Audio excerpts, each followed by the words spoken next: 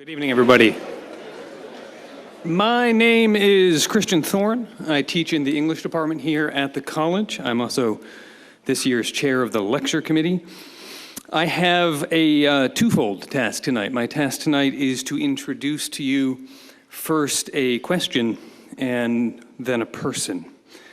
The question is this: if you believe in human rights, and I'm not presuming that you do, but if you do, how should you act on those beliefs? It's easy enough to say that you think all people deserve basic dignities and freedoms, but having said that, what should you actually do? Can human rights be made real in the world? Can they be enforced? Maybe we can narrow that question.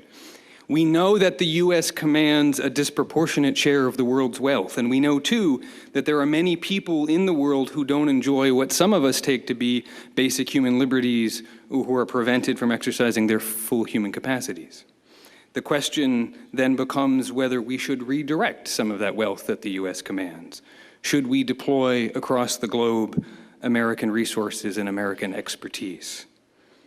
Maybe we can sharpen the question further. The US has at its disposal what is unmistakably the world's most commanding military. And there are profoundly troubled places in the world, we know that too, places where many people are unambiguously suffering. So, should the US, as a matter of official policy, do something about this? Is there, in short, an international responsibility to protect? Or, alternately, is it possible that humanitarianism, even when utterly sincere, can actually make situations worse, that it can cause more misery than it eliminates? Is it possible, additionally, that the invocation of human rights is often insincere, a knowing misdescription of policies better described as imperialist? Can human rights themselves mutate into something oppressive? If you are sincerely committed to human rights, how do you distinguish yourself from the militarists who sometimes ventriloquize your beliefs? Do you, when all is said and done, think that American military power is an ally of progress? Do you think it is possible to unleash targeted violence in the name of decency and virtue? Now, I don't presume any answers to any of those questions, but the college wants you to be thinking about those questions this fall. Tonight's talk, I'm here to tell you, is just the first in a series of talks on dilemmas in humanitarian intervention. We're going to be putting those questions, all of us, as a group, to a number of important thinkers over the next several weeks. We're going to hear from a Native American human rights activist from southeastern Arizona who has set up stations in the desert to get drinking water to migrants who are at risk of dying from dehydration. We're going to hear from the former chair of an Israeli human rights NGO, who is also a philosopher teaching in Connecticut. We're going to hear from Fiona Terry, the former research director for Doctors Without Borders, who also spent 3 years with the Red Cross in Burma, and who has written a book on what she calls the paradoxes of humanitarian intervention. So I'm really glad to see everybody here tonight. Plan on coming back. Tonight we're going to hear from Professor Noam Chomsky, who I am now realizing is very, very hard to introduce. The problem is this. Professor Chomsky is perhaps the most bifurcated figure in the American Academy. There isn't just one Chomsky. There are at least two Chomskys. And in some sense, this is simply the measure of his unusual, utterly outsized accomplishment. He has made decisive contributions in at least two arenas of intellectual life, but his status in one of those arenas is very different from his status in the other, to the point where one would almost need to deliver two introductions to do him justice. So introduction number one.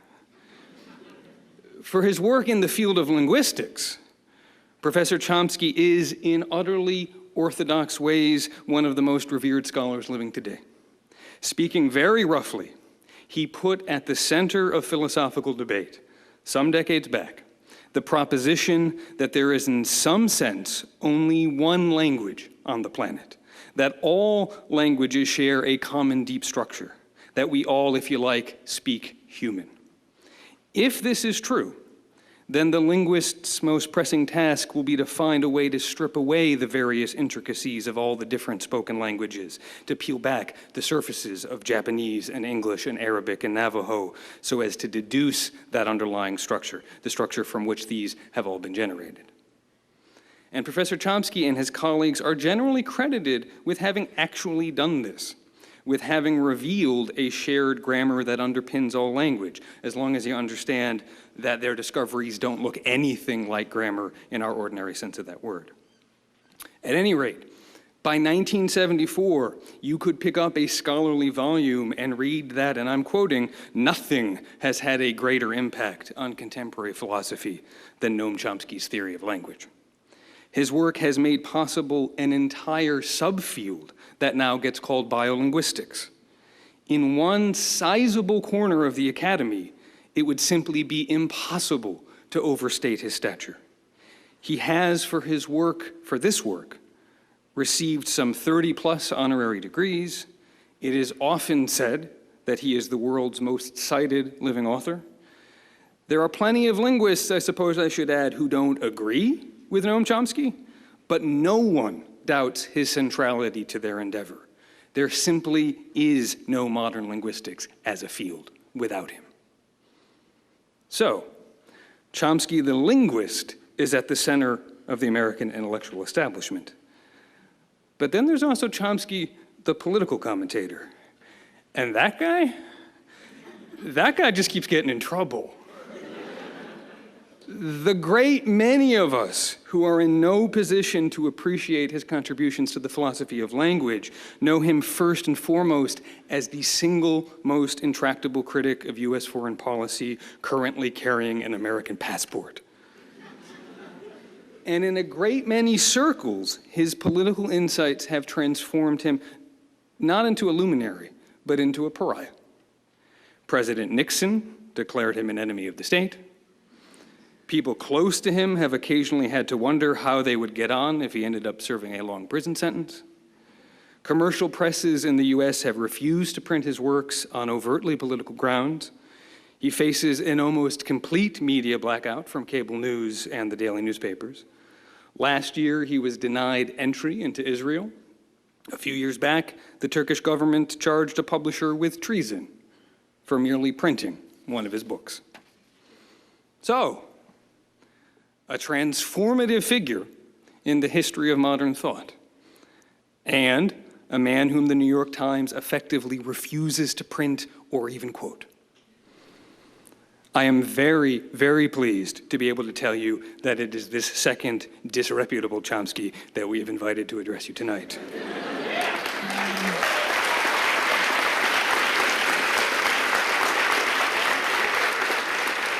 I've been thinking about this all week, and it has hit me all over again that it was from Noam Chomsky that I and nearly all of my peers received at some point or another over the last 3 decades our various political wake-up calls. It was from him that we learned many of the basic facts about the recent history of the world that no one up to that point had ever told us. It is hard for me to put across my gratitude for that education, for his clarity and plain speaking, and it is a genuine honor to welcome here tonight. Please, Noam Chomsky.